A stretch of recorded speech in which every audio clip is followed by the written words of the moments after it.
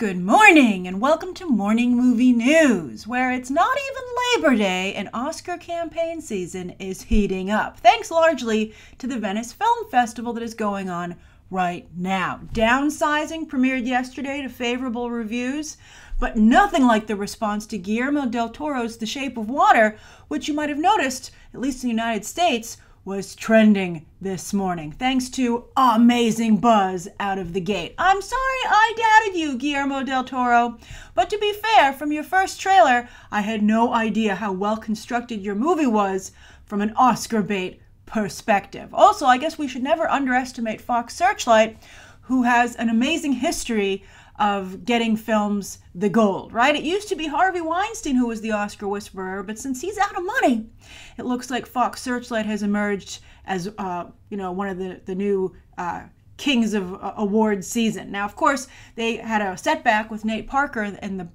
Birth of a Nation controversy, which I guess, tarnished their star just a little bit, or their reputation, but it looks like they're going to be back like nobody's business this year. Now, I saw one description of the movie which totally won me over of it. I was like, you should take that description and you should put it in all your, from this review, and you should put it in all your campaign coverage, because I think that not only does this make me very excited about the movie, but I think it would really appeal to industry people. And it just makes you see the movie as awards worthy instantaneously. What is it? It's The Creature from the Black Lagoon, directed by Douglas Sirk. Now, some of you might be like, oh, that's disrespectful to Guillermo del Toro. It's directed by Guillermo del Toro. Well, look, Douglas Sirk is like a legend in terms of like romantic melodramas. We'll talk about him Sirk in just a moment. But del Toro hasn't made a lot of good movies recently, right? So I think to say that he's accomplished something at the level of Douglas Sirk, and who doesn't get enough, I think, respect for what he accomplished, this director from Germany, who had a very illustrious career in Hollywood, yet a lot of people don't know who he is. Well, I think that at least gets me excited. I'm like, oh, wow, we can celebrate Guillermo del Toro and Douglas Sirk? I'm on board. So if you don't know who Douglas Sirk is, you should fix that immediately. The man is a fantastic director. He directed many movies, but his best one I think he's known for is the remake of Imitation of Life. So spectacular. You must watch that movie if you have not. It's in gorgeous Technicolor. It's just masterfully done. However, he's also well known for doing some fantastic romantic melodramas starring Rock Hudson and Jane Wyman. Douglas Sirk and Doris Day are the two people most responsible for making Rock Hudson famous, right? And so those two movies are All That Heaven Allows and Magnificent Obsession. Both so good. Douglas Sirk also directed an old black and white movie that I recently watched that stars Lucille Ball before she was on I Love Lucy, called Lured. L-U-R-E-D. It's this great, this guy's killing women, I think in London, and Lucille Ball is an American who, this young American woman who happens to be in town, and they use her as bait. It's very, very good. So anyway, I highly, highly recommend that. Now, what's interesting is that Rock Hudson, if you don't know this, Rock Hudson was not only a very well-known actor, but later in life he became well-known for having been someone who was not openly gay, as many people were in the film industry at that time, but he was one of the first people to die of AIDS. It was a very public thing, and it's one of the things that most, made the public aware of AIDS early on. And he, Doris Day was with him till the end, really a fantastic person. Although there was some drama about exposing his boyfriend at the time to the disease. Very complicated situation. But anyway, I bring up Rock Hudson's sexuality because apparently in The Shape of Water, which they did not highlight in the trailers, this is a movie about, very much in the 1960s and how people who were being repressed, on the quote-unquote fringes of society were trying to get by, from a creature from the Black Lagoon and this mute woman played by Sally Hawkins, to also the illustrator who lives next to her, Richard Jenkins, who narrates the film, and you've seen in the trailer, who happens to be a member of the LGBT community, and how he's dealing with his repression. And that's going to be just Oscar bait, like nobody's business. And people are already saying this morning that Sally Hawkins is probably going to be nominated for Best Actress, and Richard Jenkins for Best Supporting. Richard Jenkins, of course, being nominated. I don't believe he won, but he was nominated before, and so that would put him in a very good position to perhaps win this time. So I think The Shape of Water, overnight, is now, I think, an Oscar frontrunner, and that's very exciting as we start to see frontrunners emerge. I said I didn't think it was going to be to do well, but again, I think that first trailer didn't position it very well, as apparently it can be positioned. So maybe now that they're getting some feedback from the reviews and the reaction from Venice, Fox Searchlight can fine-tune their campaign to both awards voters and the public. But now I'm super excited for it all of a sudden. And I would also like to point out that this continues to be a great year for women. I hope that would be maybe one of the taking away points, or the talking points at the end of the year, with Beauty and the Beast, Wonder Woman. Yes, I'm bringing it up again. You're going to be hearing Wonder Woman all the way through award season, because I think it's going to get nominated. And now you have Sally Hawkins in The Shape of Water, and that's another movie to add to the list. I wonder if this will hurt Beauty and the Beast, because it's a Beauty and the Beast type story. And, you know, this seems a little bit more awards friendly. Also with a gay character, interestingly enough, you know, LeFou. This seems more awards friendly. But, you know, again, Beauty and the Beast and production design, costume design, etc., and music, that'll probably do very well in those categories.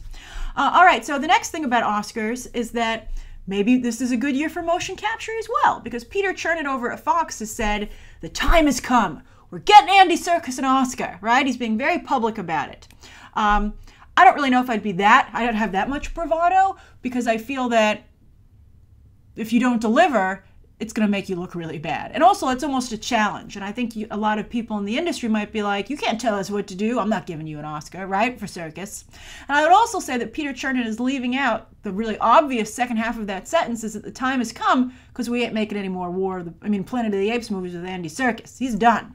So if he's not getting an Oscar now, he's never getting one for this. And I think also, though, what might complicate matters, or help, because he'll be on the Oscar circuit anyway, but Serkis, of course, is heavily promoting Breathe for awards season with Andrew Garfield, as we just talked about earlier this week, being a strong contender for the Best Actor Oscar. Another potential frontrunner to emerge. I think these are two great frontrunners, by the way. You know, I think that awards season is very political, and sometimes it really plays a lot into special interest groups. And I think that it would be nice to get some different special interest groups in there than the usual suspects. So anyway, you know, of course, well, I guess Shape of Water kind of plays into the usual suspects, but I think in such a different way that because it's this fantasy, it makes it feel a little bit unique. But anyway, with War for the Planet of the Apes, the first hour I do feel is spectacular. And of the trilogy, I do feel that Dawn is still the weakest, the second one. So I could see this this is what I could see maybe happening for War for the Planet of the Apes, if they really pushed hard and the Academy wanted to be nice to them, okay? A special Oscar for Andy Serkis, that's already an idea they're floating out. They're like, we don't think he can actually win Best Actor, so we're going to see if we can get him a special honorary Oscar for his work. I could totally see that happening. And then also Michael Giacomo for his score. I think his score is absolutely spectacular and does so much to elevate that movie. I think he deserves it. I don't see anything else happening, though, particularly because I don't see any buzz for the film. It's not like Mad Max Fury Road, where people are like, oh, it should be nominated for Oscars. I mean, there are some of you who I think most of the defense for the film, to be honest, was before it came out. And then I think once people saw it, they realized that my review was kind of right. It's a real mixed bag. And I think that, you know, that's illustrated by the fact that it underperformed significantly at the box office. So I'm curious, for those of you who are fans of War for the Planet of the Apes, do you think it's Oscar worthy, right? I mean, I don't think, like, in terms of the fanboy base, that's going to promote this over Logan, right? I mean, I think that the real battle is going to be, are you going to nominate Wonder Woman and not Logan? That's what's going to go down. But I could see people getting behind a special honorary award for Serkis. But at this point, I don't know. I think Serkis has moved on, and I think to some degree everybody else has moved on too.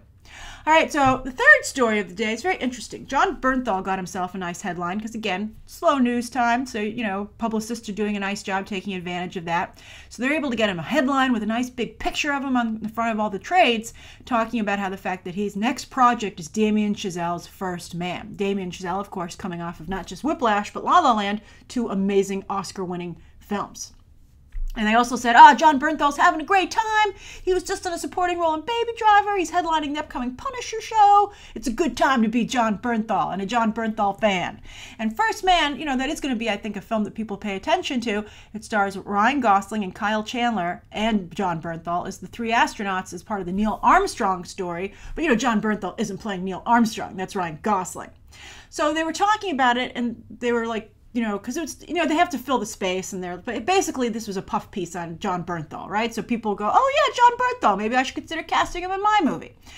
So they were like, oh, he popped and he got his big start in The Walking Dead. And I was like, you know what? And I was looking at the whole picture, and I was like, you know what? He looks an awful lot like Kit Harington. So much so that they probably take roles from each other. Or John Bernthal, because Kit Harington is tied up with Game of Thrones, John Bernthal's taken all the roles while Kit Harington keeps making Game of Thrones. So, by the way, Kit Harington's getting paid a ton of money to make Game of Thrones, so don't feel sad for him. But it was interesting to me that John Bernthal only did 2 years on Walking Dead and ended on a high note and was able to go out there and try and get a TV and film career. And it's been rocky for John Bernthal. I mean, I don't think John Bernthal has like the most amazing career ever. And I think he's actually still struggling to some degree. But, he's doing it. He's making progress. Slowly but surely, he's climbing the ladder of stardom. And Kit Harington, has been tied up with Game of Thrones. He's tried to do a few things. He's done some really bad movies that nobody went to see. But, I don't think he's had the time like John Bernthal has had to pay his dues in the crappy projects and work his way up there. By the time Kit Harington is released from Game of Thrones, John Bernthal could be in a very good position and already put down significant roots. And people go, well, Kit Harington's probably still expensive because he's coming off of Game of Thrones. And so we'd have to pay the same for both of them. But John Bernthal, we have a relationship with him. We have a relationship with his agent. He's got a little bit more momentum. Let's just go with him, right? He's going to be apparently what I'm assuming is an Oscar-nominated and award-winning film for Damien Chazelle's First Man, because I don't see why that Damien Chazelle's track record would change at this point. At this point, Damien Chazelle is a guy who makes award-winning movies, period. So that's not so great for Kit Harington. And the more I think about it, the more I would be like, hey, when Game of Thrones does end, perhaps your best bet would go and try and get into another prestige television show. Kit Harington might just be a small screen streaming star, and there's nothing wrong with that. And I know many of you said, and maybe even a spin-off from Game of Thrones. And I know many of you pointed out that George R.R. Martin said that all the prequels, all the spin-offs for Game of Thrones are being considered are prequels. A lot can change in a year, by the time season 8 wraps up. A lot can change by the time someone's agent talks to you and begs and pleads and says, please give Kit Harington a spin-off, right? Or what fans say online. What they're developing now, isn't necessarily the only options on the table. Again, you never know what can happen. And if things are not coming together quickly, that means they're not in love with what they're working on as is. When a producers and a network or a studio feel that something is really fantastic and they're like, this is it, the thing moves ahead like nobody's business. And so since that's not happening, I think that's one thing to consider. All right, so those are the 3 stories of the day. The viewer question comes from Zombieast Squirrel. Great name. And so Zombieast Squirrel wasn't the only one to ask this, but yesterday we talked about lawsuits. And 2 big lawsuits in Hollywood, and the Conjuring lawsuit being one of them, and the other being The Walking Dead. No, it wasn't The Walking Dead. It was Tom Clancy. But there's a Walking Dead lawsuit, a bunch of those as well. So there's lawsuits everywhere. Everyone's getting sued. And there's another lawsuit that's come up that Zombieast Squirrel asked me about. So Zombieast Squirrel says, Grace, since your theme is mostly lawsuits, what do you think about the lawsuit of Hasbro about the sale of Bumblebee toys for the DC character and the DC Superhero Girls line?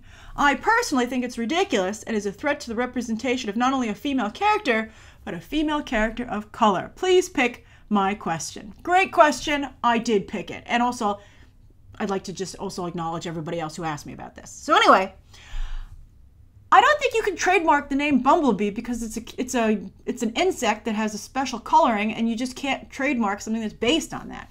Especially since the DC Bumblebee isn't a robot, and it's female versus male. The Transformer Bumblebee is a guy. I think that's pretty clear.